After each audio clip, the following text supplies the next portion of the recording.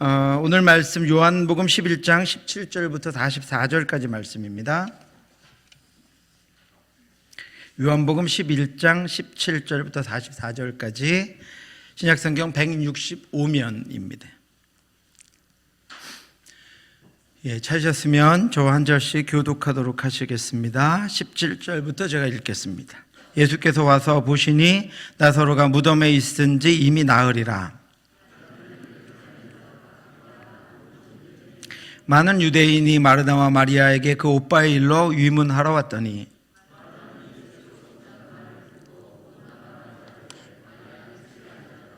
마르다가 예수께 여짜오되 주께서 여기 계셨더라면 내 오라버니가 죽지 아니하였겠나이다.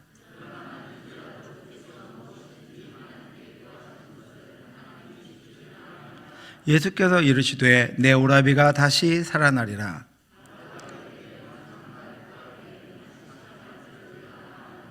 예수께서 이르시되 나는 부활이요 생명이니 나를 믿는 자는 죽어도 살겠고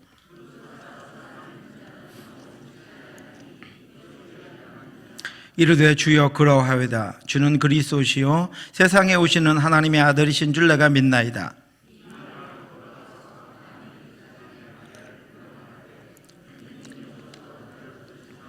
마리아가 이 말을 듣고 급히 일어나 예수께 나아가매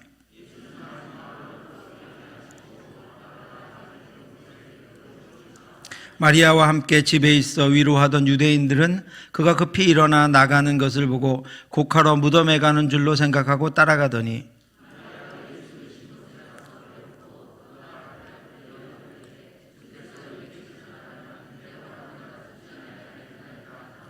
예수께서 그가 우는 것과 또 함께 온 유대인들이 우는 것을 보시고 심령에 비통히 여기시고 불쌍히 여기사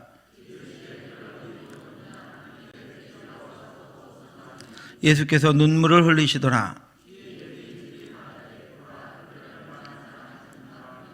그중 어떤 이는 말하되 맹인의 눈을 뜨게 한 이 사람이 그 사람은 죽지 않게 할 수 없었더냐 하더라.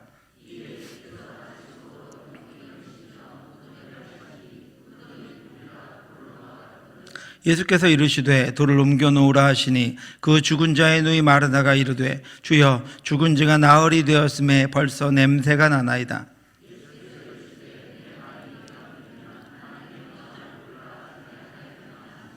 돌을 옮겨 놓으니 예수께서 눈을 들어 우러러보시고 이르시되 아버지여 내 말을 들으신 것을 감사하나이다.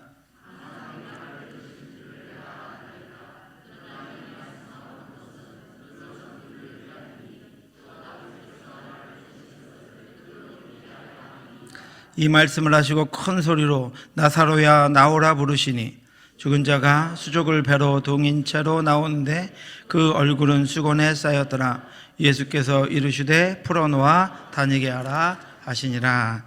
아멘. 여러분 말씀을 묵상하실 기회가 있을지 모르지만 묵상하실 때 여러분이 은혜를 받을 수 있는 비결을 지금 하나 제가 이렇게 교독을 하면서 알려드리겠습니다. 여러분 말씀 묵상을 하실 때 제가 대학교 다닐 때 큐티를 처음 배우고 혼자 이렇게 연습을 많이 했습니다. 어떻게 가르쳐 줬냐 하면 그냥 이렇게 평범하게 쭉 성경을 읽지 말고 상황을 생각해 가면서 역할극을 하라 그래요. 역할극. 어떤 거냐면요.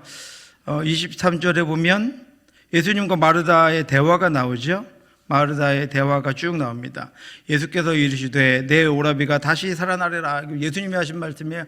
예수님이 내 오라비가 다시 살아나리라. 그죠? 네. 그러면 마르다가 뭐라고 대답해요? 마지막 날 부활 때에 다시 살아날 줄을 내가 아나이다. 마지막 날 부활 때에 다시 살아날 줄을 내가 아나이다.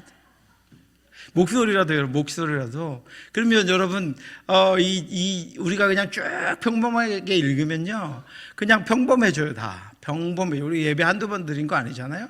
새로운 은혜를 기대하는 것들이 있다면 여러분, 좀 이렇게 조금 나를 좀 이렇게 바꿔야 돼요. 그냥 예배에 앉아서, 그냥 예배에 와서, 들려주는 말씀 듣고, 그냥 그거보다 오늘 또 나를 새롭게 해서 말씀을 읽더라도 상황에 좀 맞게.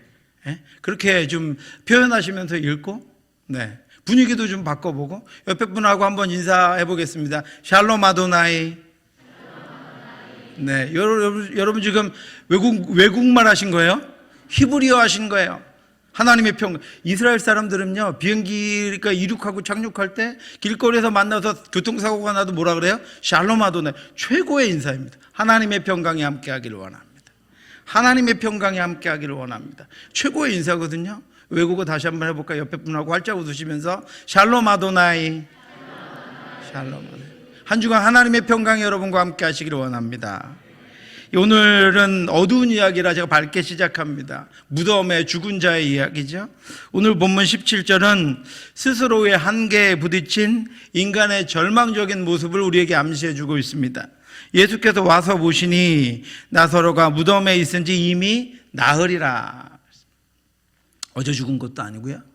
여기 히브리 말에 이미라고 하는 말이 나흘이라는 4라는 숫자와 날이라고 하는 히브리어 단어의 중간에서 나흘이라고 하는 단어를 강조하고 있습니다. 나흘, 이미 죽은 지 나흘째다라고 하는 것입니다.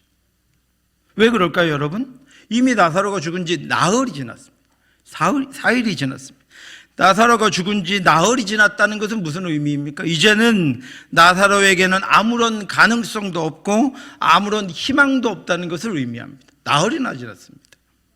나사로의 온 가족들과 이웃 사람들, 그리고 그의 죽음을 위로하기 위해서 예루살렘으로부터 찾아온 많은 이들이 있었지만 그들이 할 수 있는 일은 무엇입니까? 나사로의 죽음을 애도하고 그의 가족들을 위로하는 일뿐이었습니다. 왜요? 나흘이 지났습니다. 그들에게는 나사로의 죽음에 대해서 더 이상 어떤 희망이나 소망도 없었습니다. 그저 그 죽음을 받아들이고 애통에 빠진 가족들을 위로하고 장례를 통해 죽은 이를 애도하기에 최선을 다할 뿐이었습니다. 그것만 할 수 있었어요. 예수님이 그들의 앞에 나타나셨을 때는 나사로가 죽은 지 이미 나흘이 지난 후였습니다. 그가 막 죽었을 때 예수님에게 그가 죽었다고 알렸는지 아니면 죽기 직전에 알렸는지는 모르겠지만 하루길 정도 되는 이 거리임에도 불구하고 예수님은 나사로가 죽은 지 나흘이 지나서야 그의 시신 앞에 나타나셨습니다. 예수님을 제외한 그 누구도 이 절망적인 상황을 대항할 엄두를 내지 못하고 있었습니다.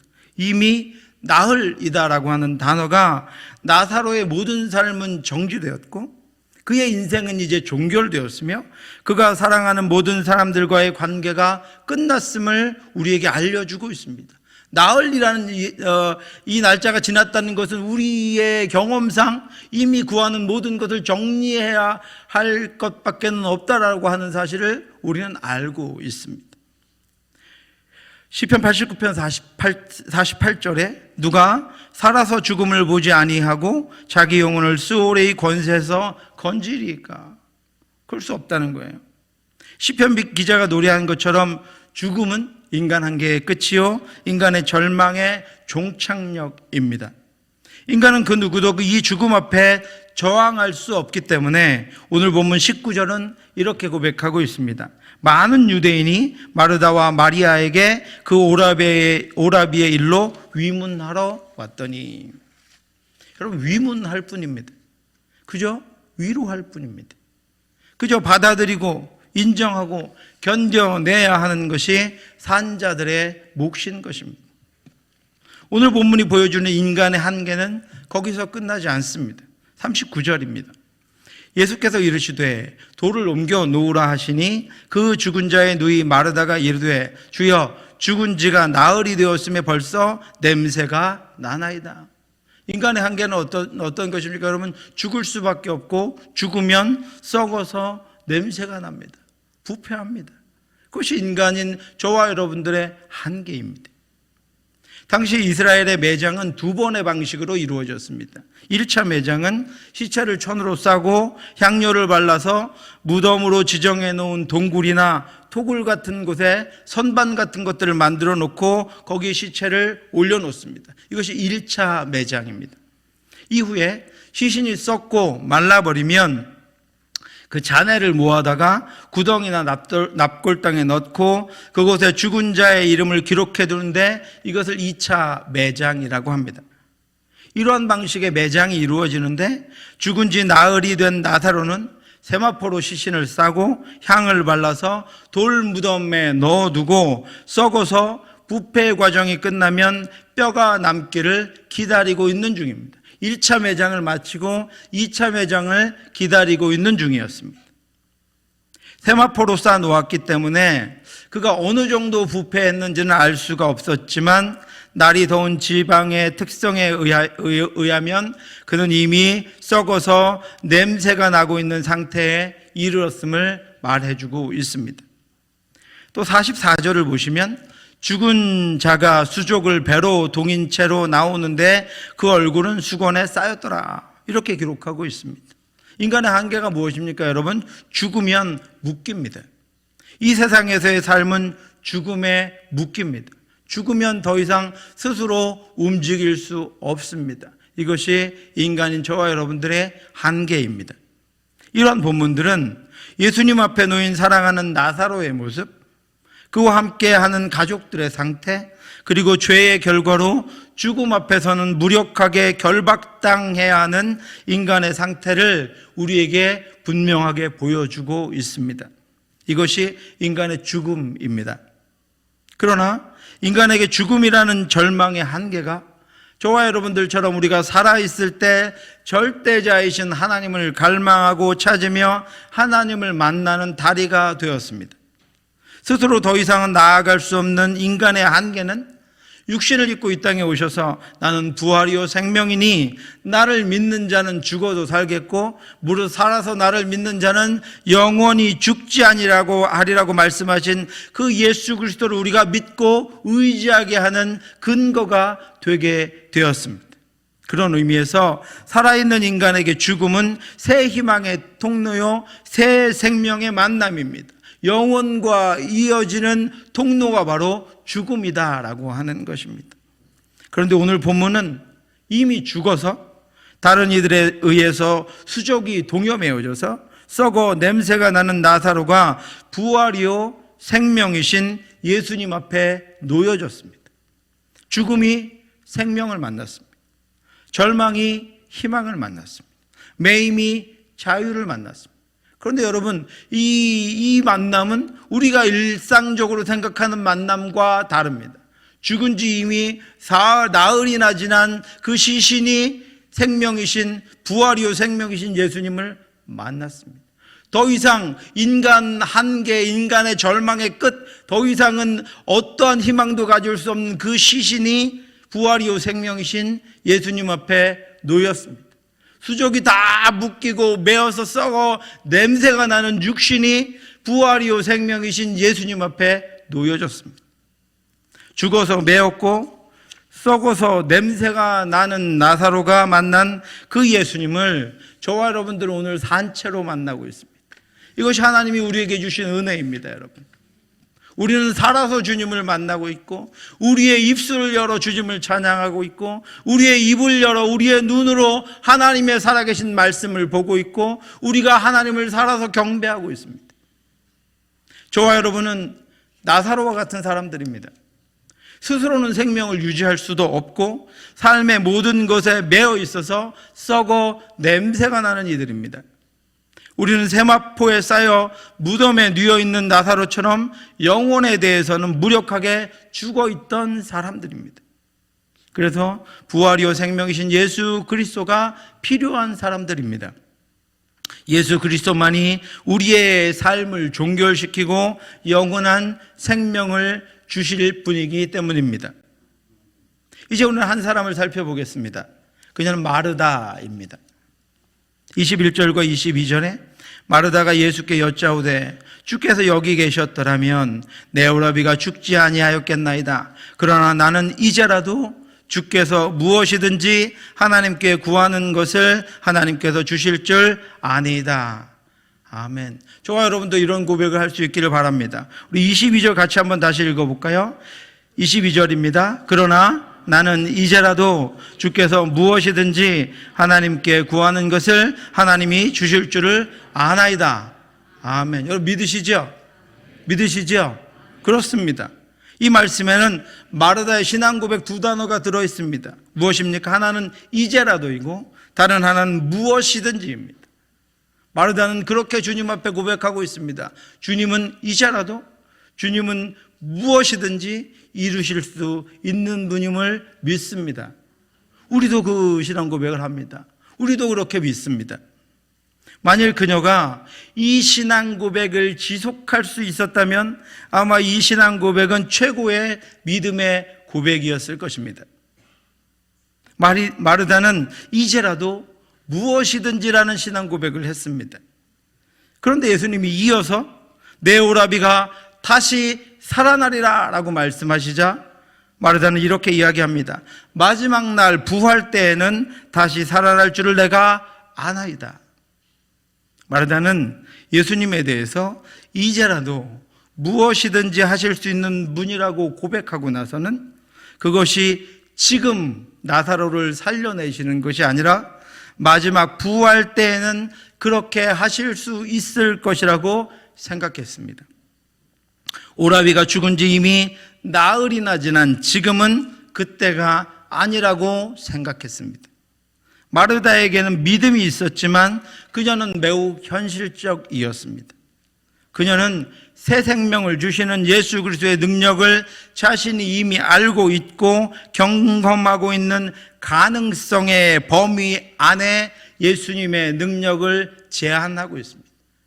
자신의 믿음의 범위 안에, 자신의 생각의 범위 안에, 자신과 함께 이 땅을 살아가는 그 인간이라는 범위 안에 하늘을 창조하시고 천지 만물을 주관하시며 부활이요 생명 되신 예수님을 제한하고 있습니다. 육신의 한계, 인간의 육신의 한계, 인간의 역사의 한계, 인간의 환경의 한계, 자신의 인생의 한계 안에서 예수 그리스도를 보고 있습니다. 오늘 제가 이 말씀을 저와 여러분들에게 드리는 것은 우리의 눈은, 우리의 믿음은 어디에가 있는가 하는 것입니다. 그 한계 안에서 마르다는 지금 믿음을 발휘하고 있습니다.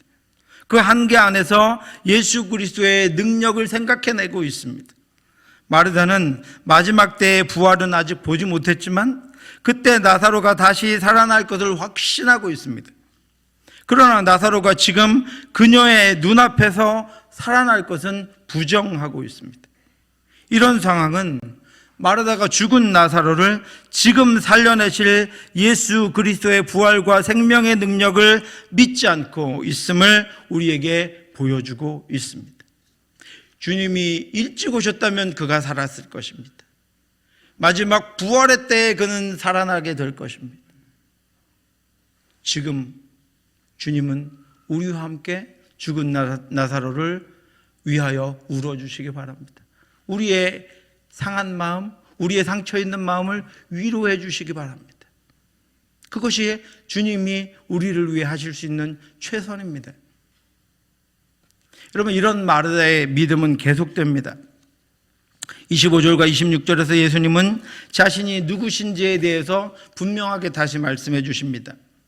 나는 무엇이다 라고 하는 성경의 에고 에이미라고 하는 말은 성경에서 하나님이 하나님 자신을 우리에게 계시하시는 매우 중요한 말씀입니다. 예수님이 마르다에게 자신을 계시하시는데 예수께서 이르시되 나는 부활이요 생명이니 나를 믿는 자는 죽어도 살겠고 무릇 살아서 나를 믿는 자는 영원히 죽지 아니하리니 이것을 내가 믿느냐.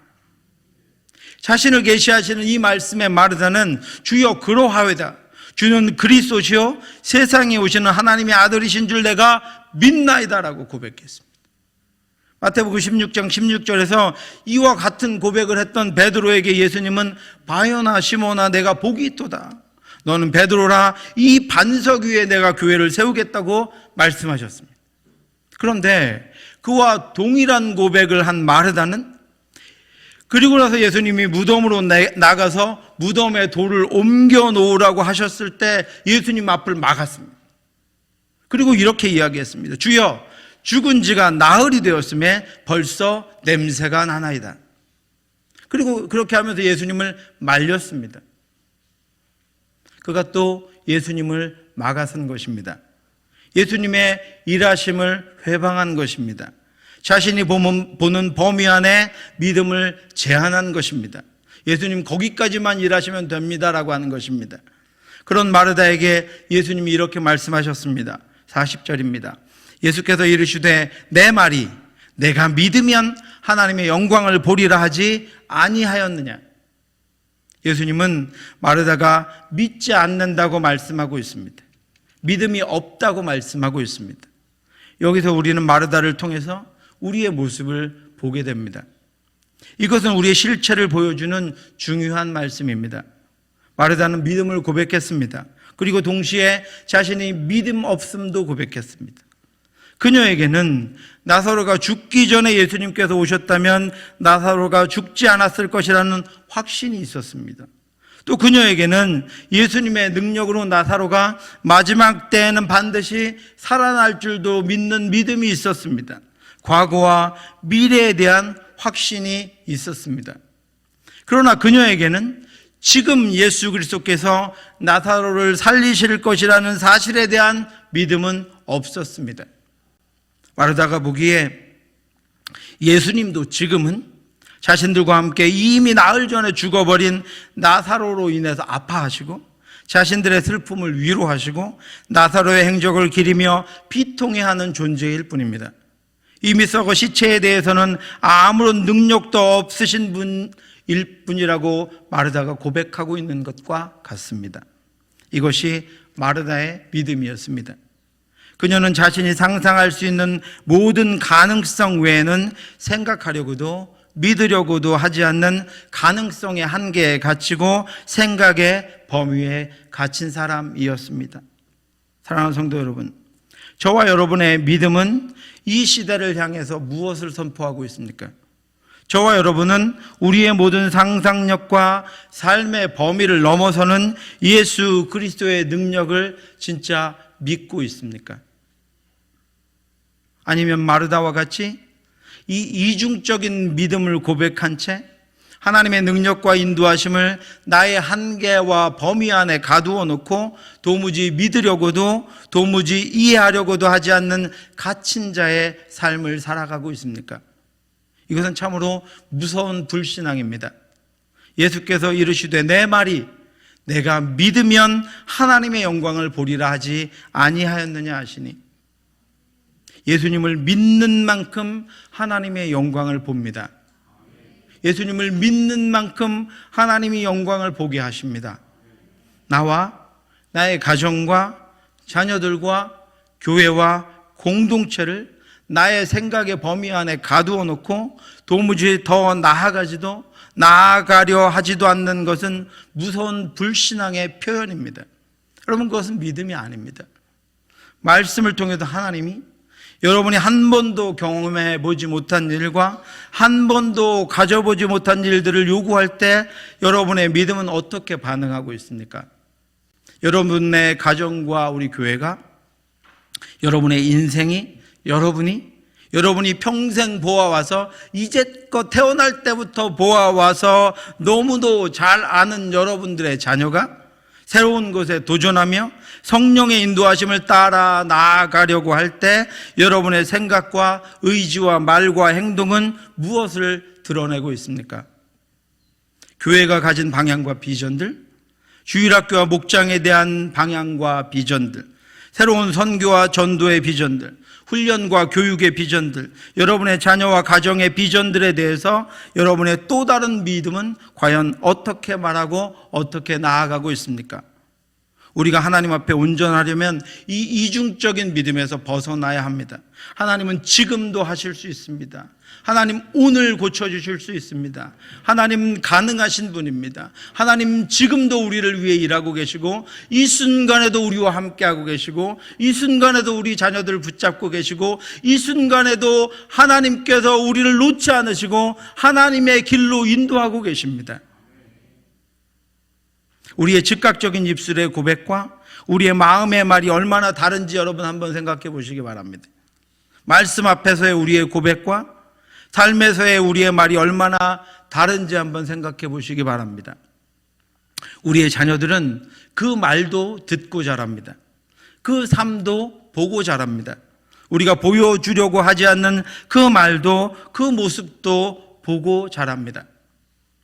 그런 마르다에게 예수님은 내 오라비가 다시 살아나리라 라고 선포하셨습니다. 그럼 마르다에게 예수님은 자신이 누구인지 다시 한번 말씀해 주셨습니다. 나는 부활이요 생명이니 나를 믿는 자는 죽어도 살겠고 무릇 살아서 나를 믿는 자는 영원히 죽지 아니하리라. 이분이, 이 고백을 하신 분이, 이렇게 자신을 알려주신 분이 저와 여러분들의 주님이시고 우리의 구주 예수 그리스도이십니다. 예수님은 죽음에 매여 죽음에 순종할 수밖에 없는 인간의 허무함을 보시고 심령에 비통히 여기고 불쌍히 여기사 눈물을 흘리셨습니다. 그리고 예수님은 인간의 한계로 말미암아 죽은 나사로가 있는 무덤을 향해서 나사로야 나오라고 부르셨습니다. 그리고 예수님은 수족을 배로 동인 채 나온 나사로를 풀어놓아 다니게 하라고 말씀하셨습니다. 그분이 오늘도 저와 여러분들에게 동일하게 말씀하고 있습니다. 저도, 여러분들도, 저의 가정도, 여러분들의 가정도, 우리의 교회도, 이웃의 교회도, 모든 하나님의 자녀들, 하나님의 백성들의 삶과 하나님의 교회는 우리가 볼 수 있는 믿음의 한계, 우리가 보아왔던 믿음의 한계, 우리가 생각할 수 있는 그 믿음의 한계의 그 범위에서 벗어나야 합니다. 전능하시고 살아계신 하나님의 일하심을 기대해야 합니다. 전능하시고 살아계신 하나님이 오늘 역사하실 것을 기억해야 합니다. 오늘 우리와 함께 하심을 기억해야 합니다. 우리의 믿음, 우리의 생각 안에 믿음을 넣어두지 말고 말씀 안에 여러분의 믿음의 모든 믿음의 행위들을, 말씀 안에 여러분 믿음의 생각들을, 말씀 안에 우리의 믿음의 말들을 넣어두시기를 주님의 이름으로 축원합니다. 예수님 오늘도 우리에게 말씀하십니다. 내가 다시 살아나리라. 넘어졌거든 지금 다시 내가 일으켜 세워주겠다. 실패했거든 지금 다시 너를 회복시켜 주겠다. 상했거든 지금 내가 너를 치유한다. 일어나라, 일어나 걸으라. 난 부활이요 생명이니 나를 믿는 자는 죽어도 살겠고 무릇 살아서 나를 믿는 자는 영원히 죽지 아니하리라.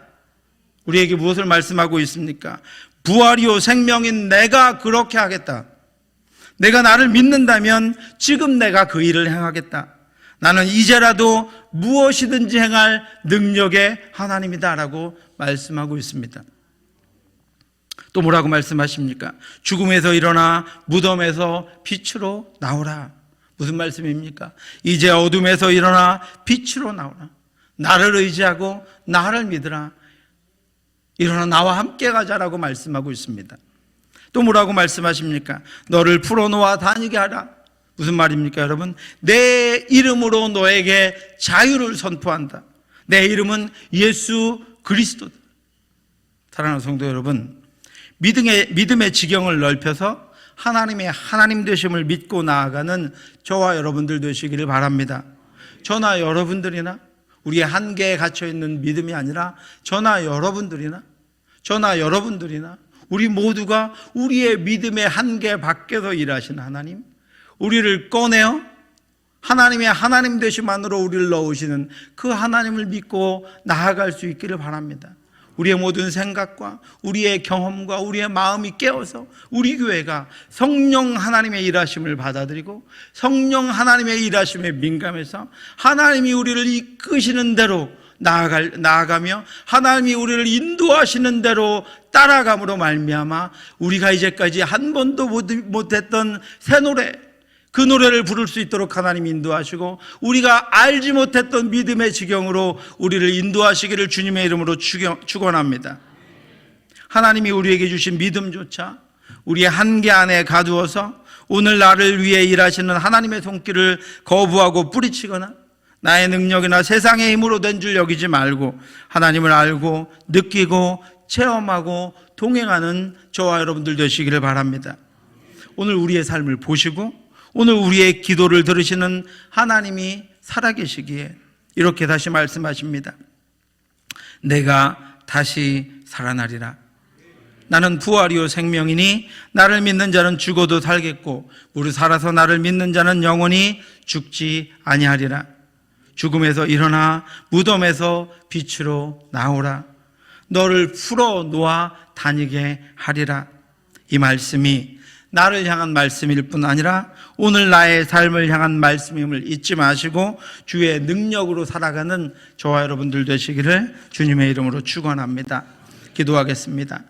하나님 아버지, 은혜를 감사합니다. 우리가 믿는다고 하지만 마르다와 같지 않은지 돌아보기를 원합니다. 오늘 나의 삶에 내가 살아가는 모든 것들에 아버지 믿음이 아니라 하나님의 하나님 되심이 아니라 내 생각과 내 마음과 또 내 뜻과 내 경험으로 우리가 하루하루를 힘겹게 살아가고 있는 것은 아닌지 돌아보기를 원합니다. 주여, 믿음으로 살게 하여 주시옵소서. 전능하신 하나님의 능력으로 살게 하여 주시옵소서. 오늘 우리를 고치시고 인도하시는 그 하나님의 역사로 살아가게 하여 주시옵소서. 주께서 원하실 때 아버지 그 길로 가게 하시고 주께서 이끄실 때 그 길로 나아갈 수 있도록 인도하여 주시옵소서. 아무것도 하나님 세상에 묶이지 않게 하나님 인도하여 주시옵시고 오직 하나님의 말씀에만 묶여 주님 원하시고 주님 기뻐하시는 삶을 살아갈 수 있도록 하나님 인도하여 주시옵소서. 하나님 아버지, 우리가 이 세상에는 자유롭고 하나님의 말씀과 인도하심 안에 묶여 주님 기뻐하시는 능력의 삶을 살아갈 수 있기를 원하오니 하나님 다음 한 주간도 우리를 붙드시고 우리가 하나님의 말씀 안에서 아버지 이 땅에 자유롭게 은혜의 삶을 살아갈 수 있도록 인도해 주시옵소서. 지금은 우리 주 예수 그리스도의 은혜와 우리를 사랑하시는 하나님의 그 넓으신 사랑하심과 성령의 교통하심이 우리를 사랑하시되 끝까지 사랑하시며 지금도 우리를 위해 일하시며 우리의 기도를 들어 응답하시는 하나님만 붙잡고 한 주간을 살아가기를 원하는 사랑하는 성도들 머리 위에 지금부터 영원토록 함께 있을지어다. 아멘.